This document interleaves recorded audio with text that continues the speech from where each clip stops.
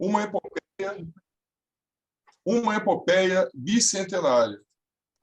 Estou tomando aqui. Então, a independência do Brasil, uma epopeia bicentenária, coincidindo essa primavera do ano de 2022 com o bicentenário do nascimento do nosso país, né, o Brasil. Então, tivemos essa ideia, né, de juntar, fazer uma junção dessas duas efemérides, né, o nosso bicentenário enquanto país, o nosso jovem país, nosso promissor país, e tendo hoje, né, como início dos nossos trabalhos, a palestra, né, do nosso irmão convidado, Ricardo Lindemann, A Missão do Brasil em seu Mapa Astral. Bem, o irmão Ricardo Lindemann, ele dispensa apresentações, né, fartamente conhecido de todos nós aqui presentes, mas, mesmo assim, conforme está no folder da apresentação, né, divulgada pela coordenadoria, eu vou mencionar aqui funções exercidas pelo irmão Ricardo Lindemann, que, na verdade, é de sabedoria de todos nós, mas é uma formalidade que eu acho interessante que todos saibamos, né? Então, Ricardo Lindemann, ex-presidente da Sociedade Teosófica Nacional, secretário-geral da Federação Interamericana de Teosofia, ex-membro do Conselho Mundial da Sociedade Teosófica, autor de livros teosóficos, também astrológicos, né? Livros A Tradição Sabedoria, A Ciência da Astrologia, As Escolas de Mistérios. Bem,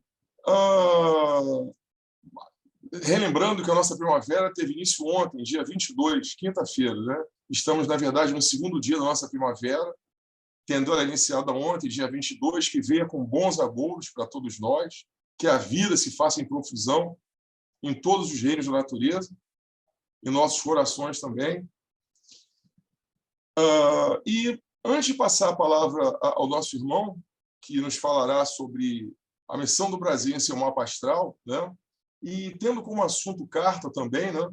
Eu, aqui no nosso acerto, aqui do nosso encontro, eu fiquei de falar mínimas palavras sobre a carta de Pero Vaz de Caminha, primeiro documento literário do Brasil, né? Lá em 1500, quando ele escreveu a Dom Manuel I, escrevendo suas primeiras impressões da terra recém-descoberta. Então, é uma carta, né? Uma carta descritiva em que Pero Vaz de Caminha, como escrivão, né? Ele relata o deslumbramento do olhar europeu sobre essa terra recém-descoberta, né? Toda a sua pujança, sua magnitude, né? Ele narra dos primeiros contatos com os habitantes nativos da terra, totalmente desconhecidos para o europeu até então. Fala sobre os animais encontrados, né? Os mais presentes aqui, papagaios. Fala sobre o pau-brasil, madeira nativa da nossa terra, a natureza exuberante da nossa terra. As casas dos povos nativos eram enormes, né? Eram casas comunitárias, que, para aquele olhar europeu também, era uma coisa muito diferente, né? Muito inusitada. Viviam vários habitantes dentro de uma mesma casa, que, de certa forma, já relatava usar a cultura desse povo encontrado aqui, esse povo nativo. É muito interessante, né? E essa terra era chamada por esses nativos, né? Os povos nativos aqui da nossa terra, como Pindorama, era o seu nome nativo, e que em tupi significa terra das palmeiras.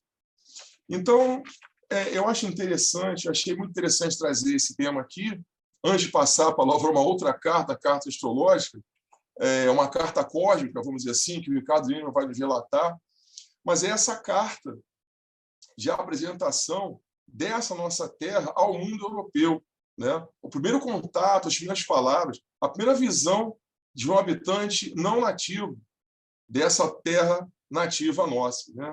Então, imagino toda a euforia, né?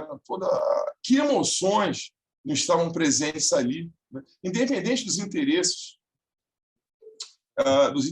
que estavam em jogo dessa empreitada, mas, indubitavelmente, deve ter sido um momento assim magnífico, né? O encontro de tudo isso, uma nova terra. Podemos comparar nos nossos dias de hoje a descoberta de outro planeta, com seres desconhecidos, com características desconhecidas, características novas, né? Então, Imaginem cada um de nós aqui presente numa nau daquela em se deparar com toda essa natureza, todo esse mundo novo, diferente daquele mundo original daquela Europa, né? Então,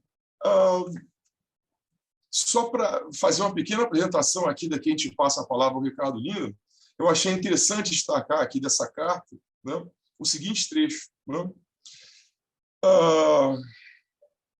E assim seguimos nosso caminho por este mar de longo até que, terça-feira das oitavas de Páscoa, que foram 21 dias de abril, estando na dita ilha, obra de 660 ou 670 léguas, segundo os pilotos diziam, topamos alguns sinais de terra, os quais eram muita quantidade de ervas comprimidas. Aqui os maleantes chamavam botelho, assim como outras a que dão o nome de rabo de asno. E quarta-feira seguinte, pela manhã, topamos aves, a que chamam furabuchos. Neste dia, a hora de véspera, houvemos visto de terra, primeiramente de um grande monte, muito alto e redondo, e de outras serras mais baixas ao sul dele, e de terra chã, com grandes arvoredos. Ao monte alto, o capitão pôs nome o Monte Pascoal, e a terra, terra de Vera Cruz.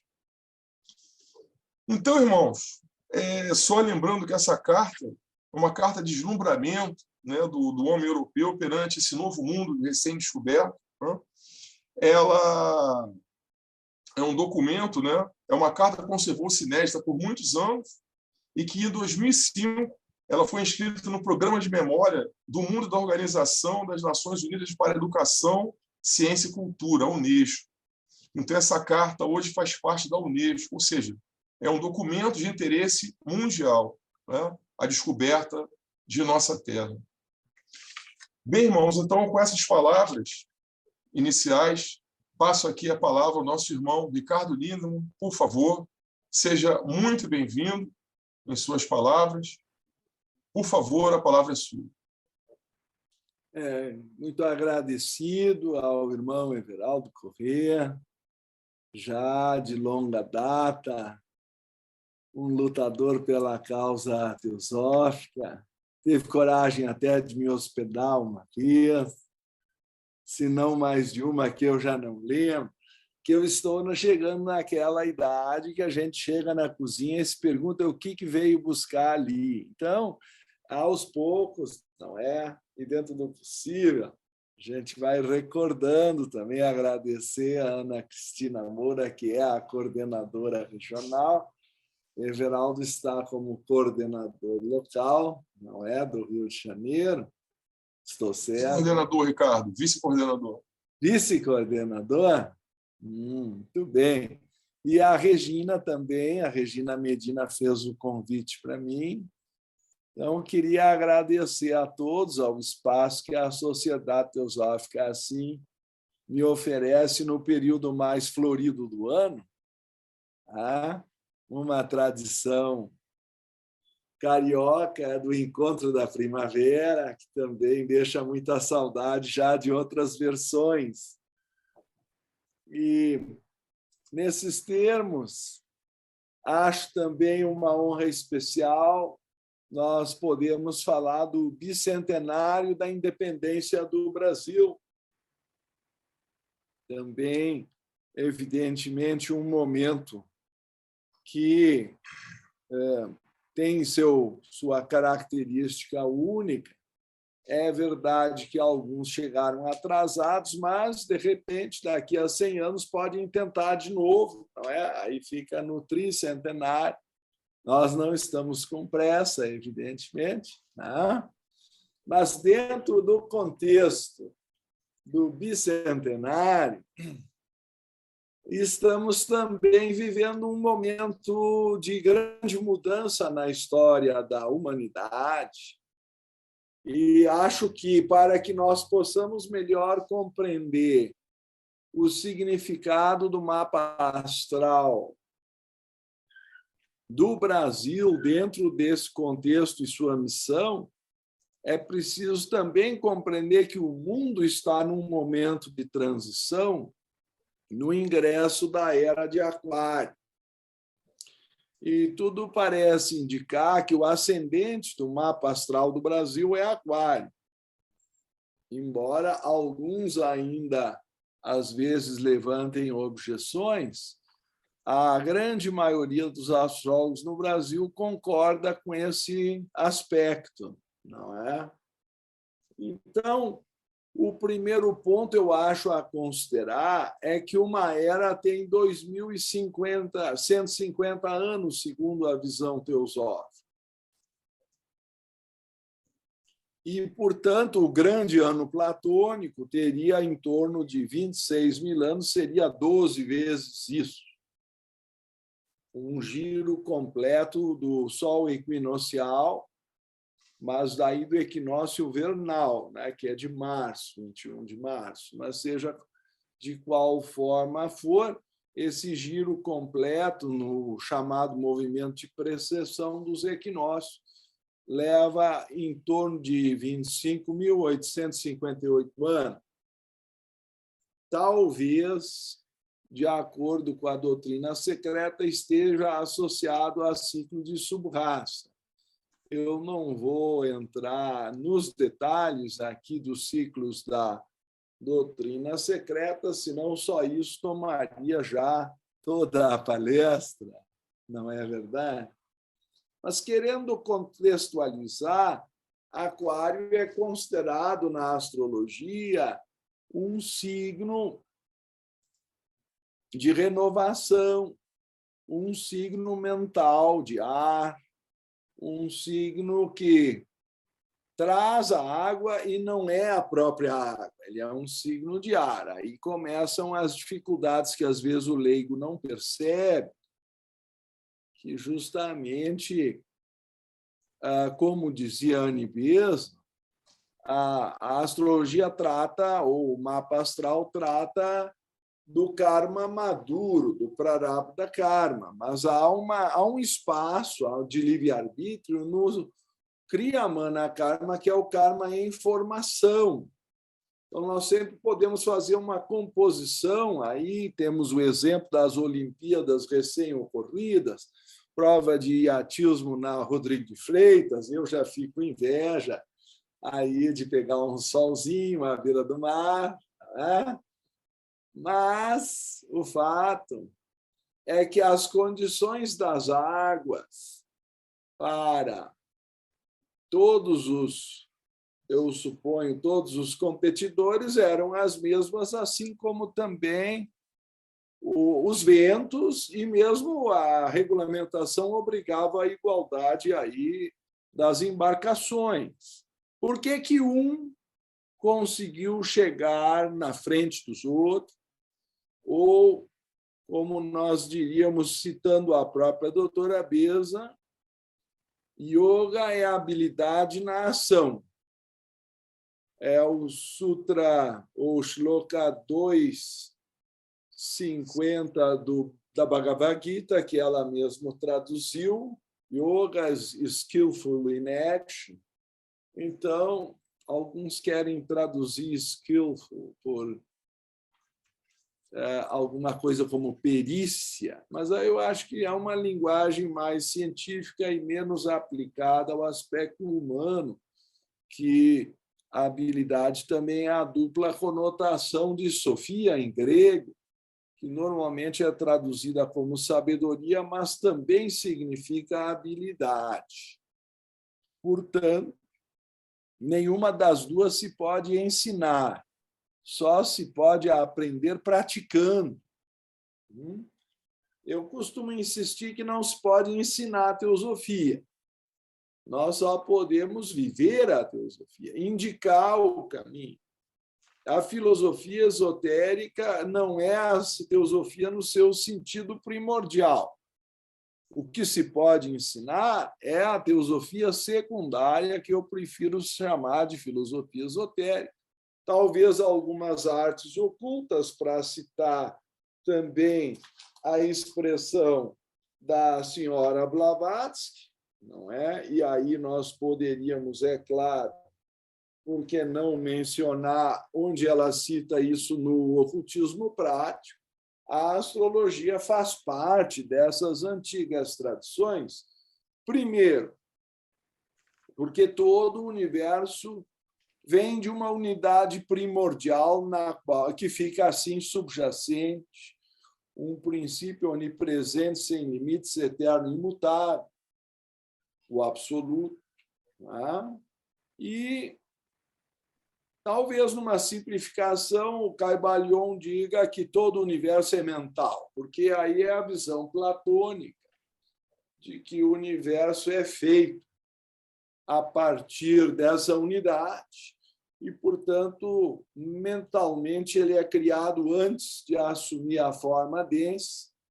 Também Blavatsky diz isso no volume 2º de A Doutrina Secreta, e quem sabe valeria a pena uma breve menção do original, quando ela diz: um dos polos do universo é o espírito puro, ou purusha, ou átomo, perdido no absoluto do não ser, e o outro polo é a matéria, ou prakriti, na qual ele se condensa, cristalizando-se em tipos cada vez mais grosseiros à medida que desce na manifestação. A ideia de que a matéria é espírito cristalizado ou condensado. Ela nisso antecipa Einstein, que na época da publicação, 1888, ainda estava de calça curta no colégio, como vocês podem verificar pelas idades. Então, esse princípio de que, como em cima, assim embaixo, que o universo é um espelho, o axioma hermético, aquilo que acontece no céu se reflete na Terra, é derivado da ideia primordial de que tudo é um e que a marca divina está impressa em todas as coisas como num grande holograma. O resto é a segunda proposição da doutrina secreta, afirmando que o universo é cíclico. Tá? Então, pelo que aconteceu da última vez no mesmo ciclo, eu sou capaz de prever o que vai acontecer na próxima. E é assim que a astrologia, usando o princípio da correspondência e o princípio da ciclicidade e de causa e efeito, ou da lei do karma, acaba pretendendo fazer suas considerações. Então, eu queria apenas, em primeiro lugar, contextualizar o que a astrologia tem a ver com a teosofia. E, num segundo lugar, o que o mapa astral do Brasil tem a ver com o momento atual. Nós estamos cumprindo o bicentenário, mas a humanidade está entrando na era de Aquário. Certo? Toda mudança de era ou de subraça tem uma espécie de, vamos chamar, provação. E como uma era de 2.150 anos, 1 grau aproximadamente dá 72 anos de transição, então, a bem dizer, é um século inteiro de uma situação meio indefinida, que os valores da era de peixe estão, de certa forma, em declínio, e os valores da era de aquário estão em ascensão.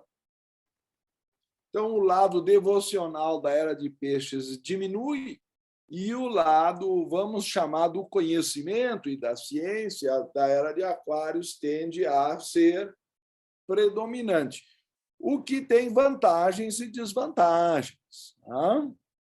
Talvez os afetos humanos, os compromissos afetivos, ideias antigas de matrimônio e outras coisas assim estejam recebendo um checkmate aí, com consequências para a educação das crianças e etc.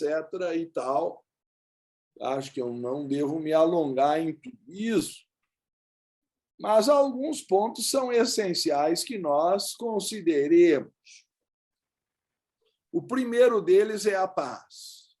Nós desenvolvemos nessa era de ciência, ao longo dos últimos 80 anos, se eu for mais ou menos considerar a última guerra mundial, um armamento capaz de destruir o mundo 200 vezes. E achávamos que esse assunto estava relativamente resolvido com a ONU, a Organização das Nações Unidas, que diz que se é na mente dos homens que surgem as causas da guerra, pela ignorância, pelo desconhecimento de outros povos e suas culturas, religiões, etc. Eu acho que isso tem diretamente a ver com o primeiro objetivo da sociedade teosófica, de formar um núcleo da fraternidade universal, sem distinções de raça, credo, sexo, casta ou cor. E, claro, isso aponta na direção da paz. E também o segundo objetivo, que é pelo menos conhecer como é a religião do outro, conhecer os costumes de outros povos e outras crenças, aprender a ser tolerante e respeitá-lo. Suponho que num clima democrático.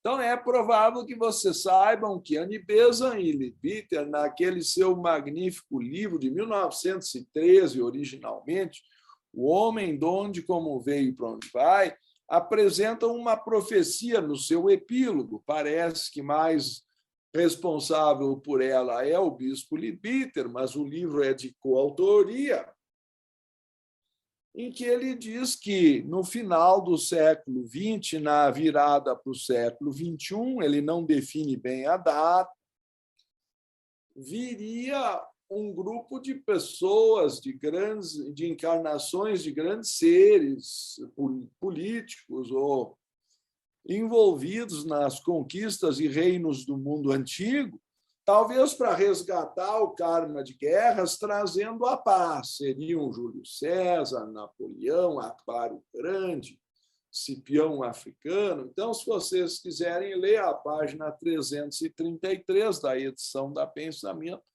que ainda não publicamos na nossa editora esse tomo, ficam todos convidados. Então, a partir, ele prevê ali em 1913 a União Europeia. E olha que estávamos às portas da Primeira Guerra Mundial. Devem ter considerado o Leadbeater um completo maluco. E, no entanto, a União Europeia hoje é uma realidade, ainda que, para nossa surpresa, a própria Inglaterra tenha saído e alguns não tenham entrado. E porque ela não é uma realidade total a todos os povos da Europa, estamos vivendo um momento crítico na quadratura de Saturno com Urano, que, vamos contextualizar, Saturno está representando Cronos, o deus do tempo, na antiguidade, é considerado conservador, mas ele está em um signo renovador, que é Aquário. E o Urano, que é o regente de Aquário, considerado um planeta de influência renovadora, está no signo de Touro, que é considerado um signo fixo de terra e conservador. E a quadratura entre ambos chega entre os dias 5 e 6 de outubro, a maior aproximação a 37 minutos de orbe.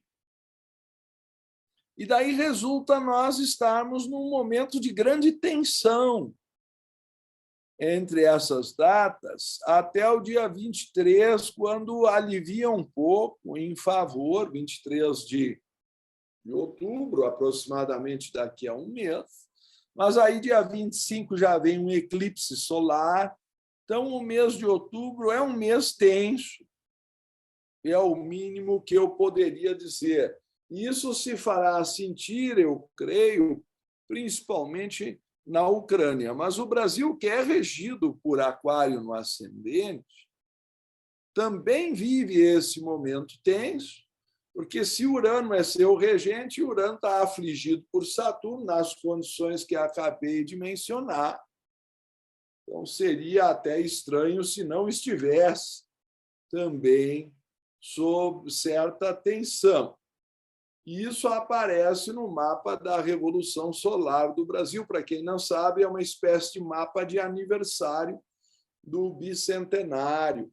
Se quiserem, eu poderei aqui apresentar, né? E, para tanto, eu precisaria que me colocassem como coanfitrião.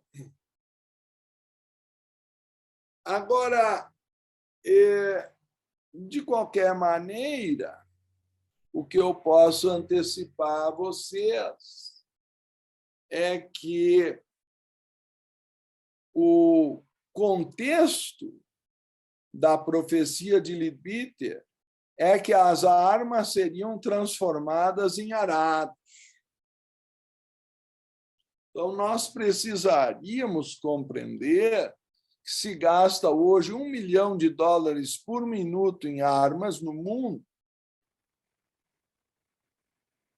enquanto morrem 40 mil crianças de fome por dia. Ou, como diz a Unesco, por problemas derivados da subnutrição no mundo em desenvolvimento. Para cada criança que morre de fome, corresponderiam $36 mil gastos em armamento. Certo? Conclusão. Essa criança, é claro, não precisaria morrer de fome, isso corresponderia a R$180 mil aproximadamente, tá? Para comprar um apartamento e viver da renda.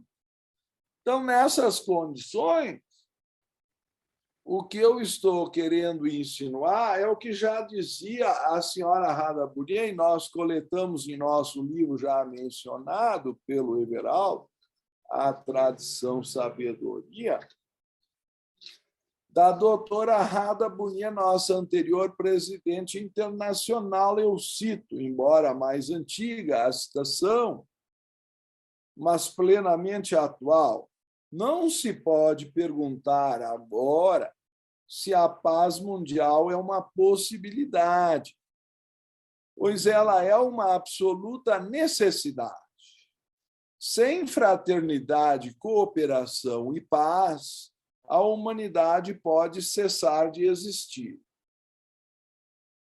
Volto a dizer que uma coisa eram as guerras humanas no tempo neandertales, aí, dos homens com clava, com arco e flecha e lança, tanto que perguntaram a Einstein da Terceira Guerra Mundial, teria respondido: da terceira, não sei, mas da quarta, se houver, será com lança, tacape e arco e flecha. Então, nesse contexto, o Brasil vai encontrar, vamos ver se eu consigo me encontrar também, né? Porque o problema não é só o Brasil, é eu me achar aqui. Esse é o mapa tradicional retificado, não sei se todos podem ver, para 7 de setembro de 1822, portanto, há aproximadamente há 200 anos atrás, e em São Paulo, às margens do Ipiranga. E aí existe toda uma intenção de se calcular aproximadamente 4 e pouco da tarde, por eventos históricos ocorridos na história do Brasil, se pretende, pelo menos, colocar no grau 22 de Aquário. Eu, usando alguns eventos de Getúlio Vargas, às vezes defendo que foi 24, mas para não destoar da interpretação geral, também por causa de 2 graus, aí não vamos chegar a grandes diferenças, senão de os eventos serem talvez previstos um pouco antes ou um pouco depois, mas esse é o mapa da independência. Depois posso botar também o mapa do bicentenário, certo? É bom considerar também, eu suponho, como eu dizia, que o signo de Aquário é um signo de ar. Então, ele traz as nuvens d'água que fertilizam o solo, ele traz os ventos da tempestade, ele é o próprio vento que arranca fora os galhos velhos e as folhas secas para dar espaço para o novo poder brotar, e simboliza, portanto, o signo mais voltado para o futuro e para a renovação. Mas, no contexto do Brasil, então, ele se encontrava às 4 da tarde, pouco mais ou menos. Aqui teríamos, em horário local, 4h08 da tarde, certo? O signo de Aquário na linha do horizonte oriental, que parece ascender ou se desprender da Terra, enquanto no poente estaria o signo de Leão. Não é? Na verdade, a Terra é que está descendo no leste e subindo no oeste, mas o efeito visual que nós temos, e é tradicional, é que o signo que se desprende no horizonte oriental é chamado nascente ou ascendente, comparado ao corpo físico da criança que nasce. Como o corpo se desprende da mãe, o signo se desprende da terra. Essa é a simbologia clássica. Blavatsky cita Plutarco na chave para a teosofia a dizer que o sol dá aos homens a razão, a lua as paixões e a terra o corpo. Então, o pensamento do mapa do Brasil seria em Virgem, como você sabe, em 7 de setembro, assim corresponde o Sol em Virgem, a 14h33, a Lua em Gêmeos, muito pensadora e flexível, às 6h46, e o ascendente em Aquário, aí supõe-se 22h13. Certo? Então, esse seria o mapa astral, uma espécie de fotografia do céu. Evidentemente, os planetas que estão abaixo dessa linha são invisíveis, incluindo aí a Lua, no sentido de que estão abaixo da linha da Terra, né? Estão invisíveis no local, naquele momento. O Sol ainda não tinha se posto, já estava na 7ª casa, que é a chamada a casa do casamento e das associações. Então, temos que entender aí, eu suponho, que o Brasil é dado a associar-se. Uma evidência disso é que, não sei se você sabe, eu aqui estou falando porque moro aqui uns 30 anos em Brasília, ainda que originado de Porto Alegre, mas a essa altura metade da minha vida já está por aqui, e a cidade de Brasília tem uma singularidade que evidencia um desses pontos da missão do Brasil. Ela tem o maior número de embaixadas do mundo, depois da ONU, que fica na cidade de Nova York. Então, se vocês considerarem, além de Nova York, que é a sede da ONU, não há outra cidade no mundo com maior número de embaixadas. Eu acho que isso nos deveria fazer pensar. O Sol é o centro do mapa astral. Quando se lê um mapa, e ele caindo em Virgem na 7ª casa, é verdade, é um país que tem muita autocrítica, às vezes carece até de orgulho de si mesmo, se critica muito, mas a 7ª casa é a casa dos relacionamentos, do casamento e das associações. Então, o Brasil tem boas relações com todos os povos. É isso que está materializado e evidenciado no número de embaixadas que existe em Brasília. Então, parte da missão do Brasil, se não for a parte mais importante, é esse relacionamento fácil. E nós vamos ver com todos os povos. Nós vamos ver também a Lua em conjunção com Júpiter na quarta casa, que é a casa da família, da expressão muito brasileira, que é aquela história de pôr mais água no feijão, porque chegou mais um. A mãe brasileira sempre tem lugar para mais um. Então, Lua é a mãe, Júpiter é a generosidade. E é unânime a afirmação de que os estrangeiros se sentem muito bem no Brasil, às vezes melhor que em suas próprias terras. O Brasil é uma mãezona muito hospitaleira. Então, vocês já têm aí os dois pontos fundamentais quando se analisa um mapa astral, é o Sol, a Lua, e o ascendente em Aquário dá o famoso jeitinho criativo, renovador. Nem sempre muito observador literal da lei ou coisa parecida, que também aponta talvez uma das nossas fraquezas, mas dá a criatividade, o improviso, a ginga, o drible. Lembro sempre daquele jogador de futebol que dizia que entrou na área, perguntaram a ele como ele fez o gol. Ele diz: fiz que fui, mas não fui e acabei fundo. Então, nessa expressão popular, não muito gramatical, mas, enfim, não vamos entrar em detalhe, está todo o lance de por que o ascendente do Brasil é Aquário. Alguns discutem, não, talvez seja Peixes, mas Peixes parece associado a Portugal. Então, por que o mapa astral... Aí vocês vão ver Portugal, o fado, aquela coisa mais mística, a Igreja de Fátima e todas essas questões. E o português, às vezes, mais cerimonioso. O brasileiro, no mínimo, é mais espontâneo. Vamos deixar por aí.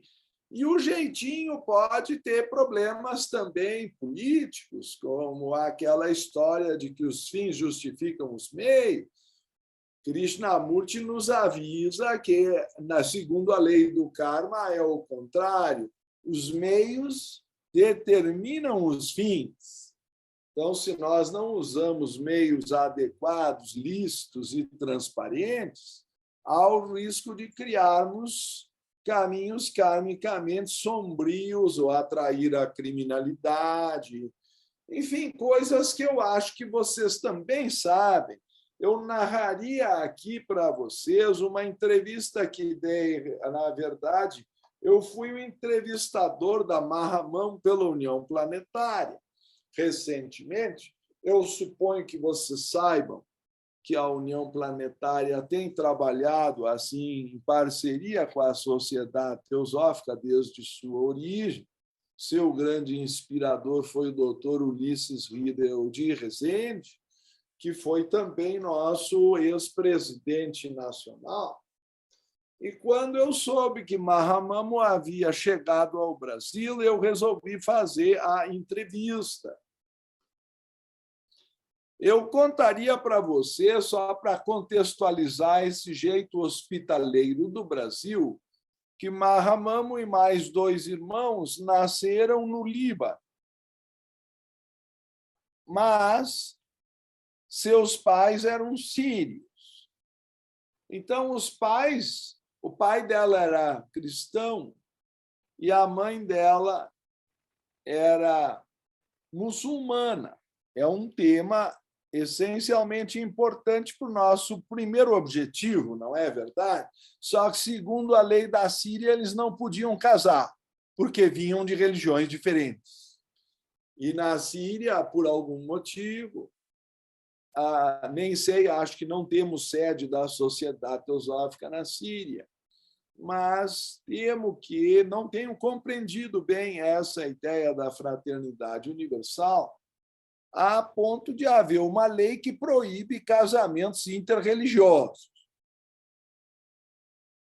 Por isso, em um grande amor, os pais fugiram para o Líbano, que era fronteiriço, onde era permitido o casamento, casaram e tiveram filhos, como eu acabei de escrever, foram 3. A Mahamamo é a mais velha. Porém, a lei síria não dá cidadania pelo nascimento, vamos dizer, em terra, mas pelo sangue. E como os pais eram sírios, a lei libanesa, me corrijo, a lei libanesa não dá direito pelo território do nascimento, certo? Então, sob o ponto de vista da lei libanesa, as crianças eram sírias, porque os pais eram sírios. Mas, do ponto de vista da lei da Síria, os pais não podiam ter casado, então o governo da Síria não dava cidadania a filhos de casamento ilegal. Conclusão, os 3 ficaram apátridas.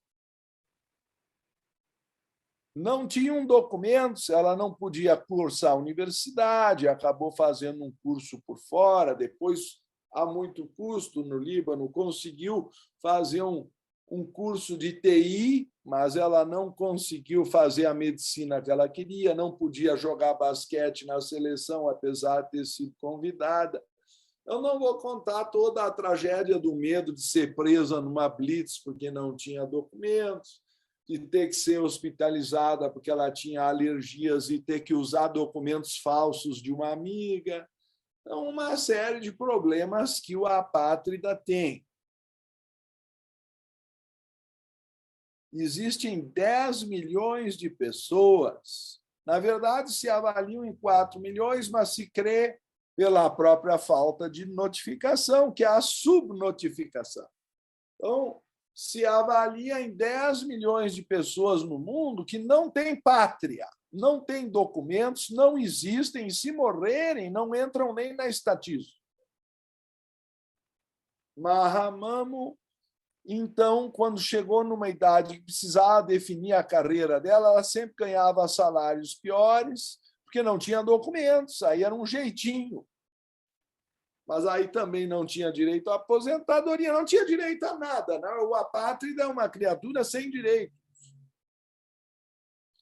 Ela escreveu para todas as embaixadas do mundo. Entrou na internet, ela era da TI, da informática, não é? Técnica informática. Adivinhe qual foi a única embaixada que a aceitou?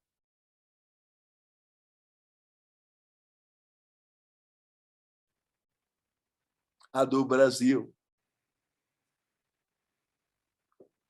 E aí ela veio morar no Brasil. E aí ela trouxe os irmãos. E aí ela conheceu a hospitalidade brasileira. E também, chegando aqui, quiseram um relógio do irmão, ele não conhecia a língua, já levou um tiro e já morreu. Então, ela conheceu já na chegada o que há de melhor e talvez de pior no Brasil. Tá? Então, nós temos uma oposição de Saturno com Marte que não é muito respeitadora da lei.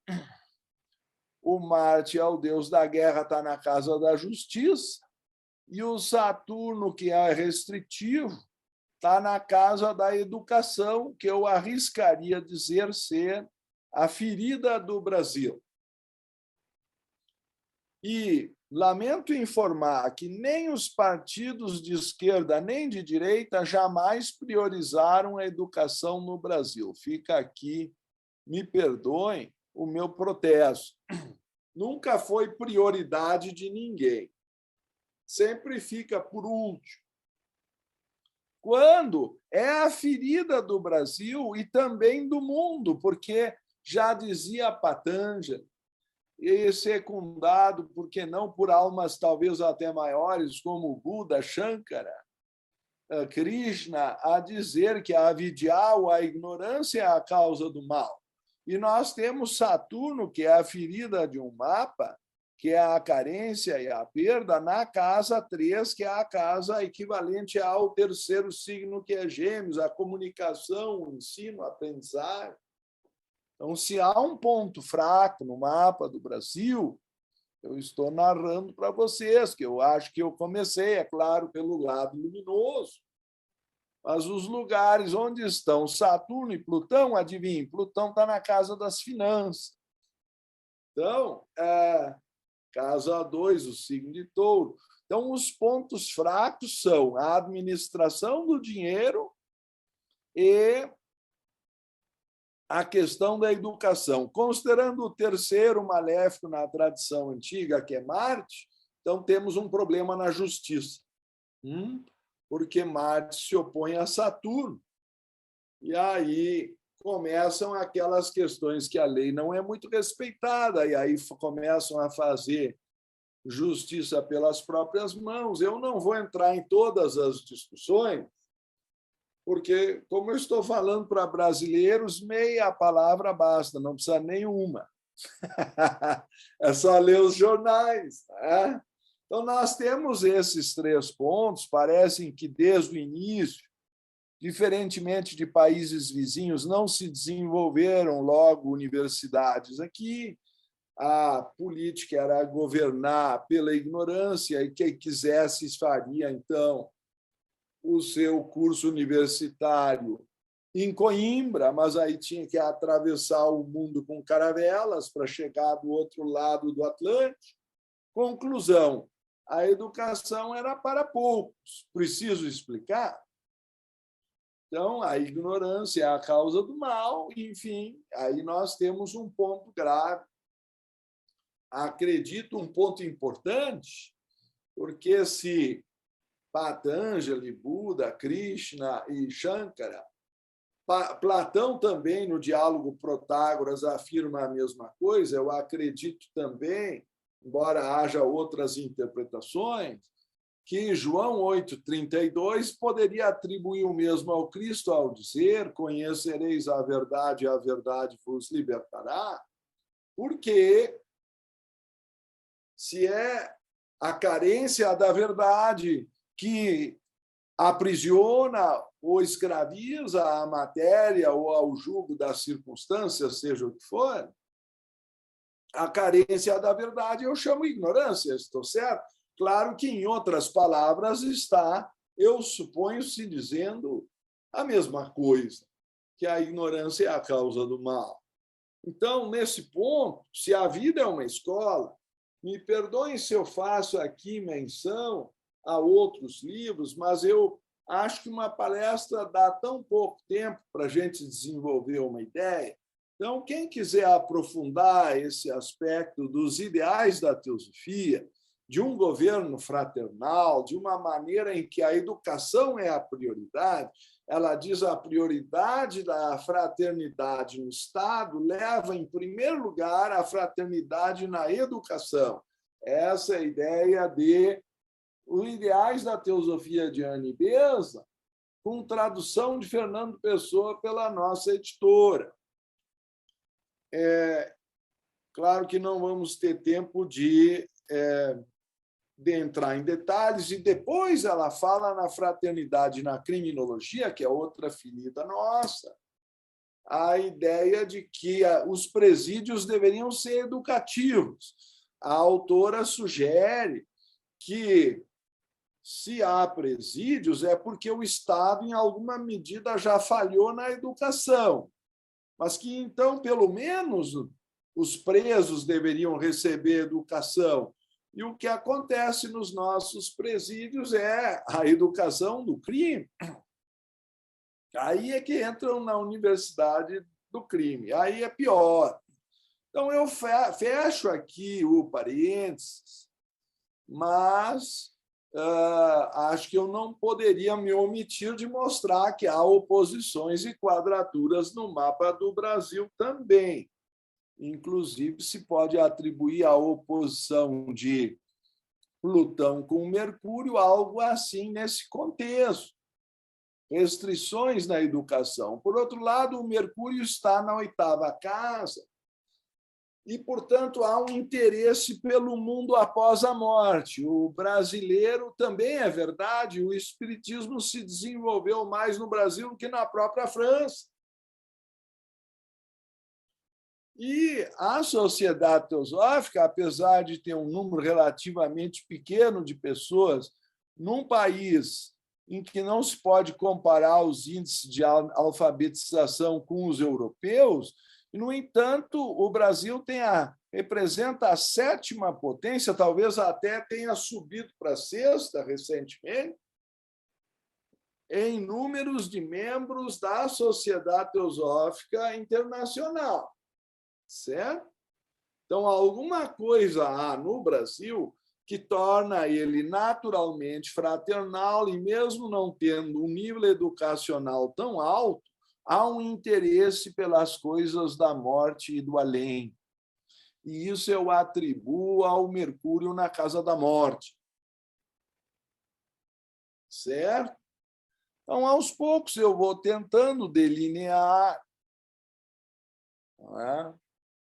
Vênus, que é a deusa do amor, se encontra da 6ª para a 7ª casa, está relacionada talvez ao amor pelos animais e pela natureza, porque está na virada da 6ª para a 7ª. A 7ª é a casa do casamento e das associações. Digamos que o brasileiro é amoroso. Temos que cuidar, às vezes, para não exagerar, porque essa passagem da 6ª para a 7ª é o compromisso. E aí vamos ver se o pessoal também não está por excesso de amor pulando a cerca, mas, de qualquer forma, há uma tendência a resolver mais no afeto do que na pancada, se eu coloco em linguagem mais popular a questão de que aqui a gente tende a chegar a um acordo e dar um jeitinho e evitar a violência mais aguda. Os pontos em que a violência se estabelece, infelizmente, eu acho que estão associados a problemas com drogas. Então, o Netuno e o Urano estão em conjunção na casa 11. Num país, a casa 11 é considerada o congresso e também os amigos, o convívio, não é? A representação do povo. Conclusão. Esse é um ponto um pouquinho delicado do mapa do Brasil, porque o Netuno é chegado às águas, ele é o deus das águas, dos líquidos, e às vezes se embala numa cerveja ou em coisas mais fortes. E o Urano busca a liberdade a qualquer custo, é meio impaciente. Então, se por um lado nós somos muito fraternais, por outro lado, nosso lado festivo pode ter uma predisposição a fugir um pouco da realidade por meios poderão ser um pouco negligentes. Então, nós temos que cuidar, porque o Urano é regente do ascendente e está em conjunção com Netuno, isso pode ficar escapista. Então, eu estou tratando dos pontos altos e dos pontos talvez não tão altos do mapa do Brasil. Vamos lembrar que isso é karma coletivo.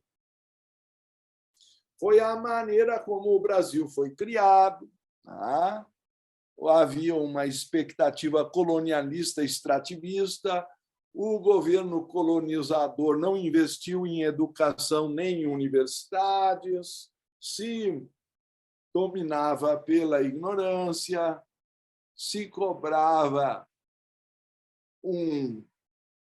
impostos altos, vocês sabem que daí era 20%, agora duplicamos, mas, de qualquer forma, era 20%, e daí vem a expressão popular, o quinto dos infernos, ele ia para o outro lado do mar. Né?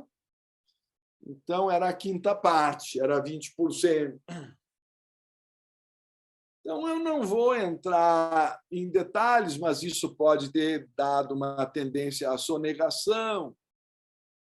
Então, tem todo um contexto de origem tudo é relação de causa e efeito. Se o Brasil quiser amadurecer no cumprimento da lei, que é o melhor para todos, ele tem que tomar também consciência dos seus pontos fracos. Não adianta também eu só elogiar os pontos altos, que com certeza tem a ver com a missão do Brasil. Não sei se vocês viram que o embaixador brasileiro foi o único que se apresentou para negociar diplomaticamente a paz na segurança da ONU entre Rússia e Ucrânia, quando outros não tiveram essa paciência, mas ele sustentou que somente pela diplomacia se pode superar o entrave. E o medo, vocês sabem, recentemente, é que a coisa tome caminhos nucleares. Então, o Brasil está cumprindo, dentro das suas limitações, a sua missão de conciliador.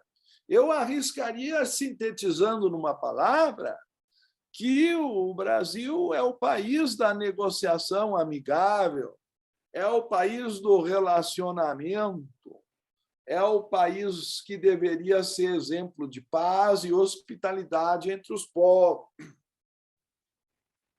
É isso que, em síntese, eu sinto no mapa do Brasil, como tentei expressar a vocês. Eu, pelo menos, falei, eu acho, de cada um dos planetas e do ascendente.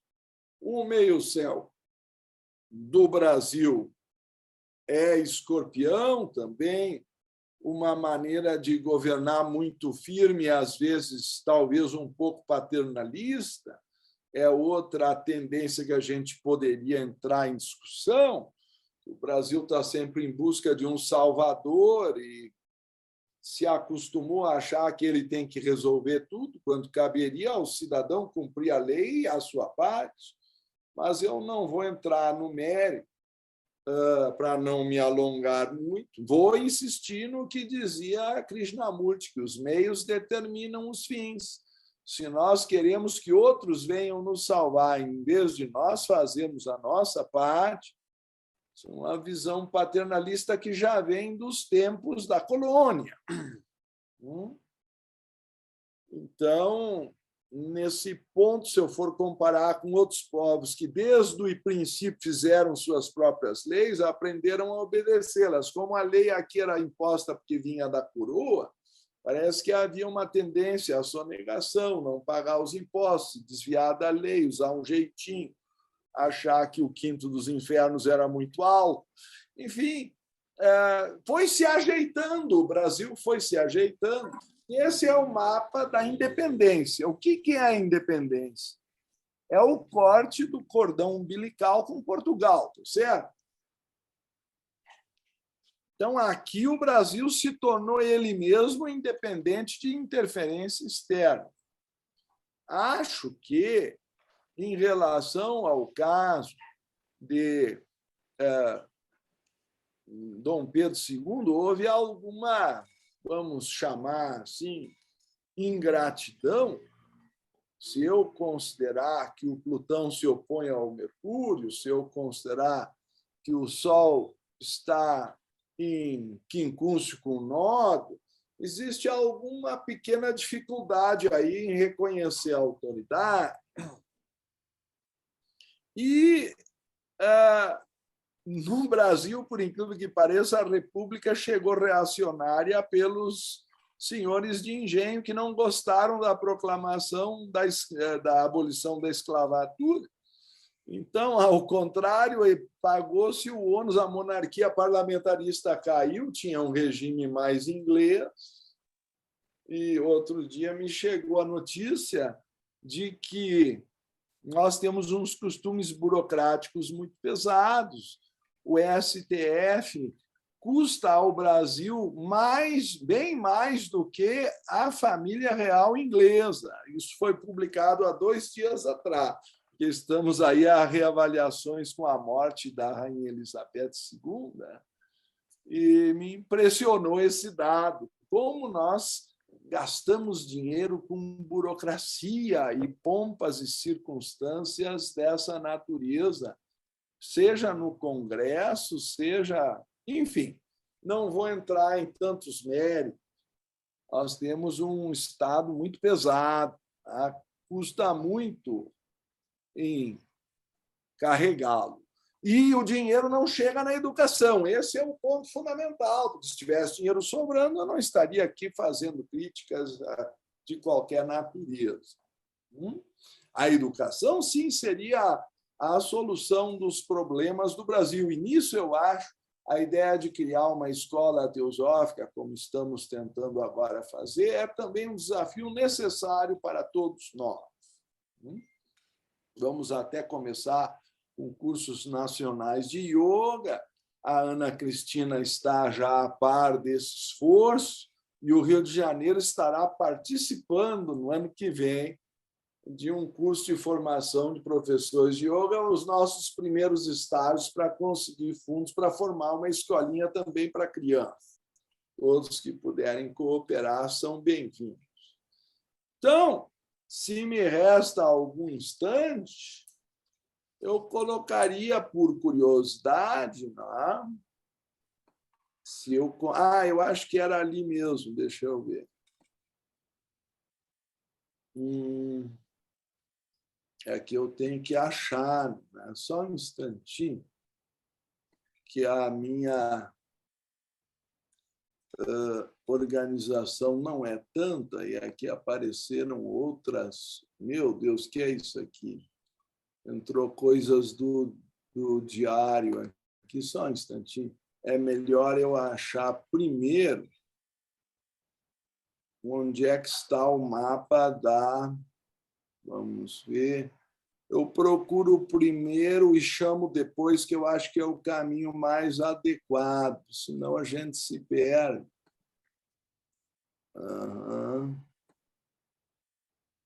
Aqui está o chamado mapa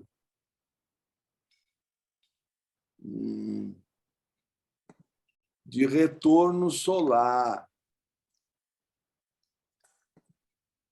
Será que agora dá para ver? Então, esse é o mapa de 7 de setembro de 2022, portanto, do bicentenário, e temos aí, como é tradicional, calculado nesse caso para Brasília, que é o centro da União, tá? Atualmente. Então, esse mapa de chamado retorno solar ou revolução solar apresenta o Sol na terceira casa e a Lua na oitava. Essa Lua está em sextil com Netuno, conjunção Plutão, um momento de tomada de consciência do povo. O Sol na terceira, com boa comunicação com os outros países, talvez dando alguma atenção para a educação. O Júpiter no meio-céu, indicando alguma expansão de governo. E o Saturno em trânsito do Brasil, saindo da casa mais pesada, que era a 12 nos últimos 2 anos, a casa dos inimigos.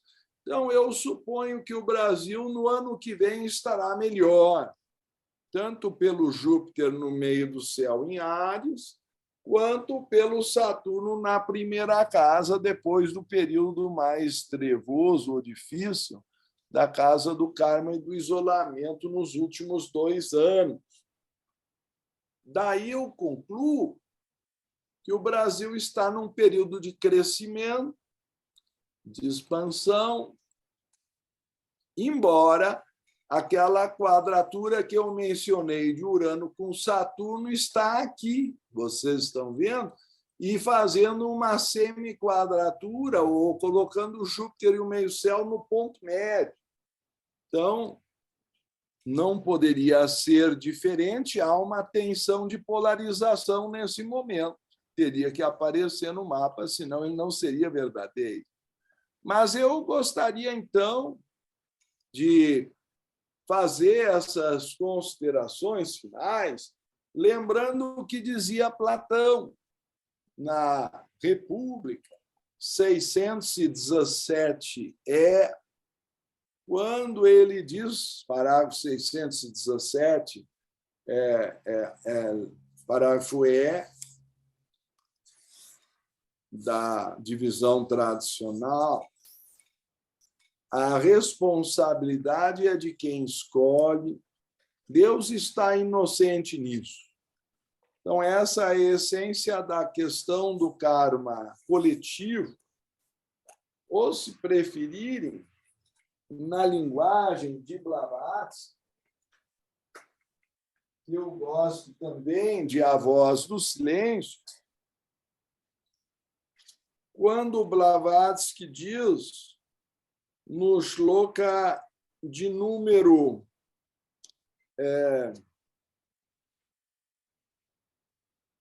65, não desejes nada, não te indignes contra o karma, nem contra as leis imutáveis da natureza. Luta apenas com o pessoal, o transitório, o evanescente e o perecível. Então, aquilo que é transitório, nós devemos deixar passar. Nós estamos às portas de um momento democrático e nós temos que aceitar os resultados, não é? Haverá de um lado frustrado, porque o Brasil parece um pouco dividido, mas, se for como os astros indicam, deverá ser para melhor.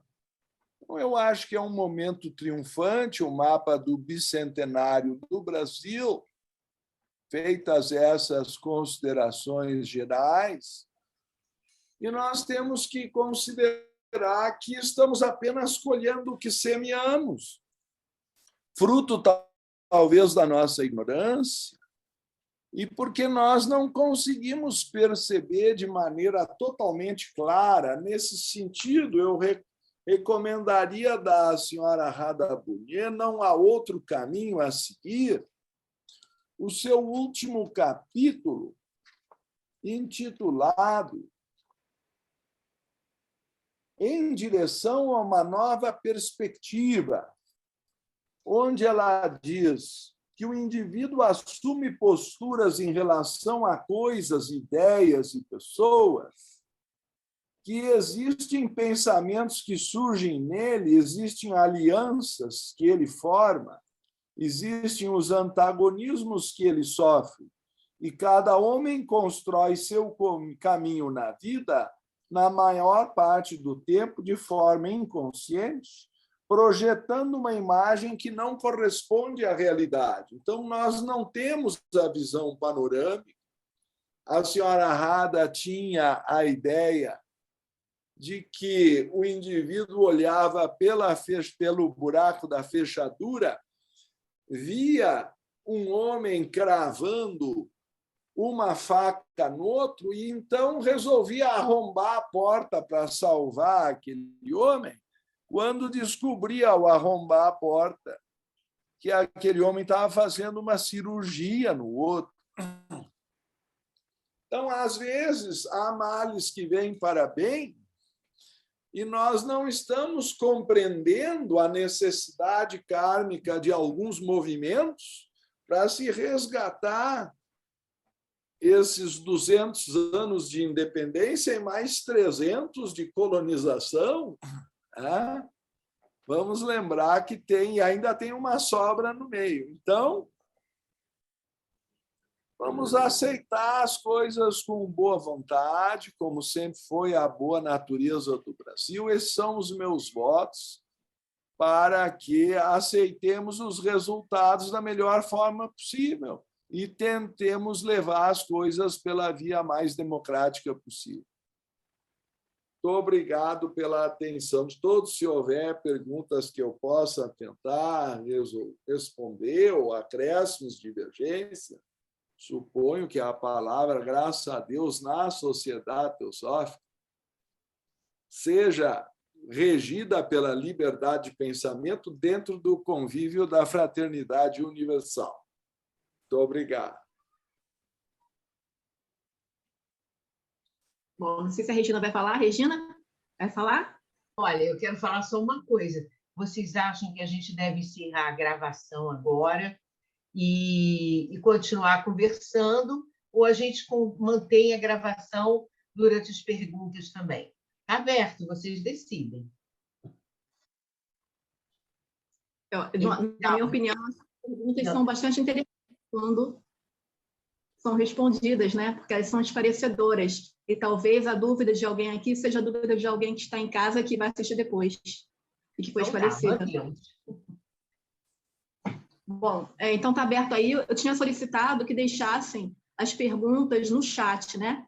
Então, nós temos ali, primeiro o Anderson, né? Não sei exatamente se foi uma pergunta, acho que sim, foi uma pergunta, né? Está escrito o seguinte: você quer ler, Anderson, ou quer que eu leia? Pode ler, então, né? Posso ler, então vou ler. Com relação aos objetos de cada mapa astral dos seres únicos e estéreis que há no cosmos, pode haver outros seres que representem alguma simbologia máxima da astrologia e da astronomia que nós nunca ou talvez saibamos? E aí ele conclui que fica uma reflexão.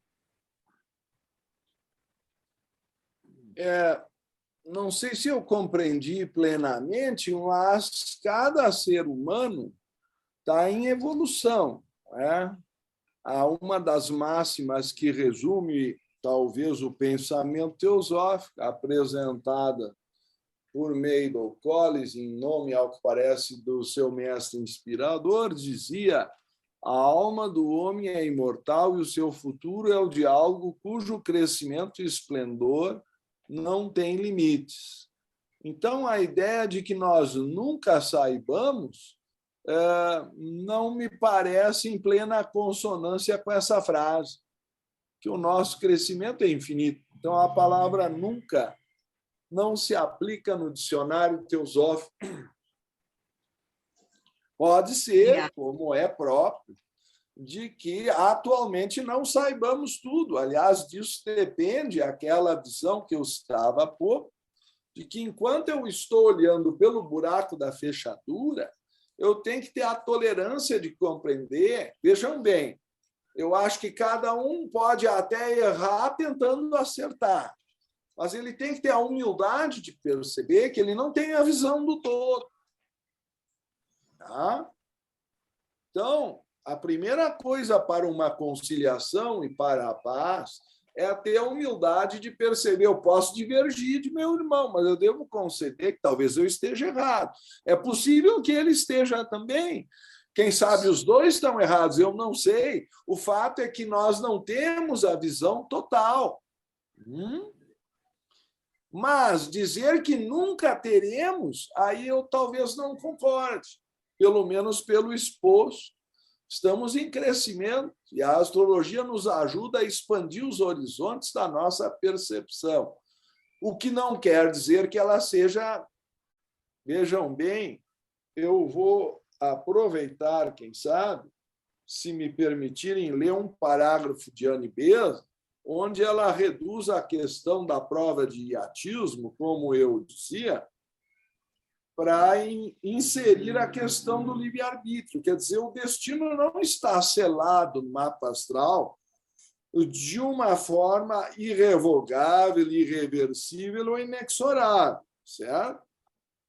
O que existe é uma tendência que veio do passado, por isso insistimos com a ideia de que os meios determinam os fins, mas que não são de uma forma pré-determinista irreversível.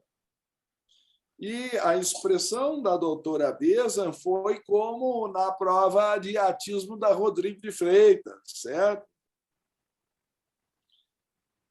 Vocês podem, algumas vezes, enganar o destino quando não podem enfrentá-lo face a face.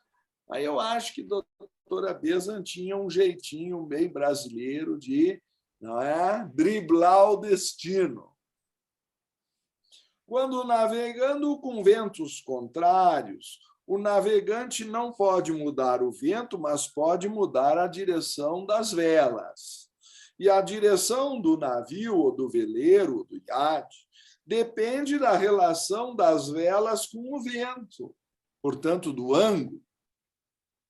E, por meio de um bordejo cuidadoso, pode-se quase que navegar contra um vento adverso, quer dizer, em zigue-zague. Isso é a arte de navegar, pois dizia o poeta que navegar é preciso.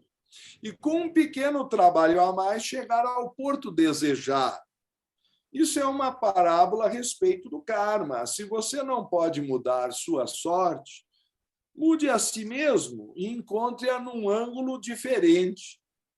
Você irá deslizando com sucesso onde o fracasso parecia inevitável. Yoga é a habilidade na ação. Ela cita a Bhagavad Gita 2.50. E esta é uma maneira pela qual o homem sábio governa seus astros ao invés de ser governado por ele. Ela não está negando a influência dos astros, ela está dizendo que o homem pode se sobrepor. Essa é a visão teosófica da astrologia. Por isso eu acho tão importante essa frase. Nas coisas que são realmente inevitáveis e nas quais você não pode mudar sua atitude, permaneça firme, elas são muito poucas. Quando houver um destino tão poderoso que você possa apenas curvar-se ante ele, mesmo então aprenda com ele, e daquele destino você colherá uma flor de sabedoria que talvez uma sina mais feliz não o permitiria colher. E assim, em todas as ocasiões, nós descobrimos que podemos enfrentar e conquistar, e mesmo da derrota, podemos colher a flor da vitória. Então, eu cito do nosso livro A Ciência da Astrologia, que também cita, por sua vez, da doutrina do coração, que devo recomendar de Annie Besant no apêndice da Vida Teosófica. Muito obrigada, Ricardo. Temos mais perguntas ali, comentários, não sei se vai dar para responder todos, né? Já vou avisando, mas fica aí também a critério do Ricardo, né? E também da Regina. Eu também gostei muito dessa exposição, tenho que agradecer mais uma vez. Ricardo, sobre a questão da missão do Brasil, né? Pelo que você expôs, o Brasil ele tem realizado, certo, ainda que não completamente, a sua missão de ser um país conciliador. E agora, com o bicentenário, parece que a tendência, né, com a era de Aquário, é que o conhecimento também influencie o Brasil. Então, aquele quadro nosso de não valorizar a educação talvez mude. Isso. E entendi também, né, que você foi bastante positivo nesse ponto, dizendo que daqui em diante, pelo menos no próximo ano, né, as coisas vão melhorar. Isso. Como você relaciona, então, a questão de Aquário e a influência do Brasil e a questão kármica do Brasil de não ter, no passado, cumprido com esse dever, né, da educação? Eu acho que tu captaste bem a ideia, em primeiro lugar.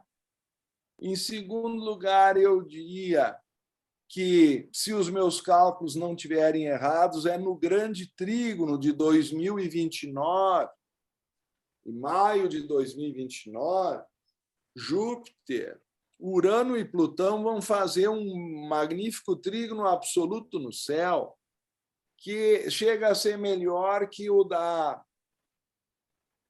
de 1992, quando foi assinado o Tratado de Maastricht, que gerou a União Europeia, embora tenha as mesmas características. E como Leadbeater situava nessa virada, esse momento do impulso para a paz, que ele diz que surgiria uma federação das nações, nessa virada. Então, se aí os cálculos, quem resolveu botar a data fui eu. Então, se eu errar, por favor, não culpem o Leadbeater por isso. Mas eu acho que será em 2029. Ele diz que no início haveria conflitos e contendas. Vocês confiram lá no livro, a página 333, como sugeri, e sequências, porque ali existem dicas dessa profecia. Não é? Aliás, é a própria profecia. Conclusão: se vier esse destino de paz para a era de Aquário, de modo que os mestres possam voltar a viver entre os homens, a partir da sexta raça raiz na Califórnia, no século 27, tudo isso está dentro do livro, tá? Que talvez a doutrina secreta tenha sido escrita para preparar o mundo para a chegada da nova raça espiritual, em que se desenvolveria o sexto sentido. Vocês sabem, de acordo com a doutrina secreta, cada raça desenvolve um sentido a mais. Então, se nós estamos vivendo esse gargalo do materialismo, às portas de um despertar espiritual, a paz mundial é uma condição necessária. E o Leibniz disse que, a partir da União Europeia, viria a Federação das Nações. Hoje nós temos a situação aguda de que um país vetou as condições para se evitar a guerra que está acontecendo, apesar de todos os outros 180 e tantos terem votado contra a guerra, esse país pôs a ONU de joelhos. Então, isso não pode ser assim. Eu acho que a ONU é uma tentativa, mas ela ainda é impotente para produzir a paz.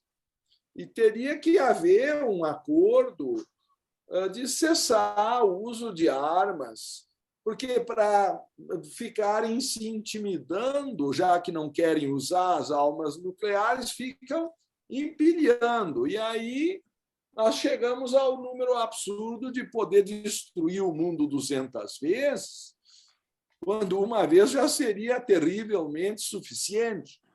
O que quer dizer que esse dinheiro que podia estar indo para a educação, que podia estar indo para a saúde, para tirar realmente a humanidade da fome, é gasto em poderio bélico. E lamento informar também, tanto da esquerda quanto da direita. Então, eu acho que nós temos que estar além dessas posições de esquerda e direita e chegar ao mundo da fraternidade, porque seria como uma síntese hegeliana. Um defende a liberdade, outro defende a igualdade, mas parece que os dois esqueceram a fraternidade, que é justamente o objetivo da sociedade teosófica. E é por isso que nós estamos aqui reunidos, querendo uma solução não materialista, porque a esquerda e a direita ficam discutindo a questão do dinheiro, mas, por incrível que pareça, gastam dinheiro em bombas. O dinheiro que é gasto na divisão resolveria o problema. Essa é a ironia da situação. É essas contas que nós fizemos. Se não houvesse partido nenhum e as pessoas se dessem bem, o problema estaria resolvido, sobraria dinheiro para todos. Tá? Agora, porque cada um do seu lado defende a maneira de distribuir esse dinheiro, o dinheiro é gasto em armamento. Enfim, eu fecho aqui o parênteses, mas eu acho que o Brasil cumpre justamente papel importante nesse momento pela paz. Ah? E a educação é a consequência natural desse processo, é a tomada de consciência, e se não for hoje, será amanhã, mas eu acho que até 2029 o Brasil vai despontar em alguma medida, quem sabe para resolver o problema do conflito entre a Rússia e a Ucrânia, ou, pelo mínimo, para ajudar a formação da Federação das Nações, pela qual nós temos especial vocação, e, por ironia ou não, a União Planetária está no Brasil fazendo seu trabalho. Recentemente, a irmã Isis enviou foto conosco, até com o Papa, etc., representando a União Planetária na reunião pela paz entre as religiões lá no Cazaquistão. Não sei se vocês viram a foto. Muito feliz pela... Como eu também sou vice-presidente da União Planetária para Assuntos Internacionais. Meu Deus, eu nem tenho condições de dizer o título da coisa, mas grandezas do título à parte, porque nós também temos um problema jupiteriano de fazer as coisas maiores do que temos dinheiro para implementar, mas que seja o ideal da grandeza em favor da paz. Esse é o nosso objetivo e não poderíamos perder a oportunidade de mencionar que 2029 pode ser a grande virada. E se nós durarmos mais esses 7 anos com um mínimo de equilíbrio, teremos grande chance de cumprir a nossa missão de equilibrar o mundo.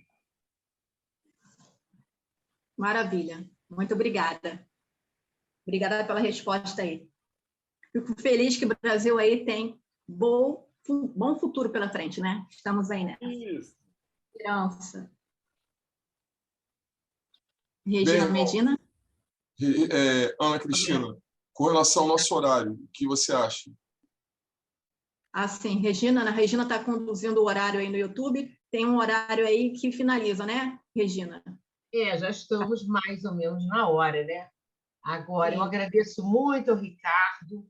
Esse evento realmente foi pensado como um momento de reflexão séria dentro dos nossos princípios, justamente com relação a esse nosso local kármico, né? Nós sabemos que não estamos aqui à toa, não fomos convocados para participar desse país, né?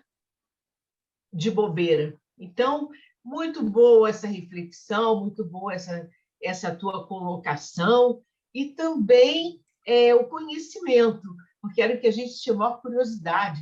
O que é que os astros colocaram no momento que nosso país se formou realmente como país? Então, só tenho que te agradecer muito, Ricardo.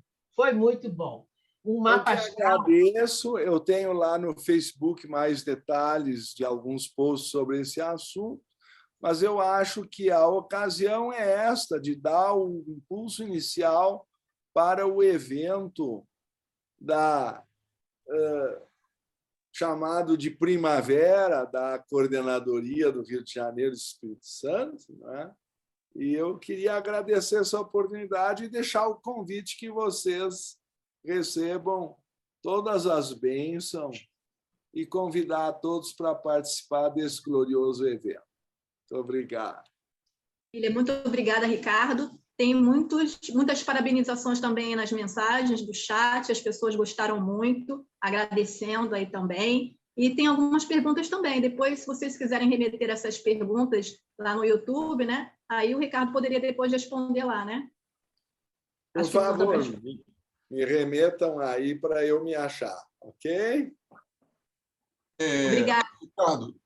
Ricardo, uma ousadia aqui que eu proponho a todos nós aqui presentes, hoje, no dia 23 de setembro de 2022, já estarmos lançando as bases, né, no mental, né, do tricentenário da nossa independência, no ano de 2122, né, olhando para um futuro distante já agora, né, agora avancei bastante no tempo.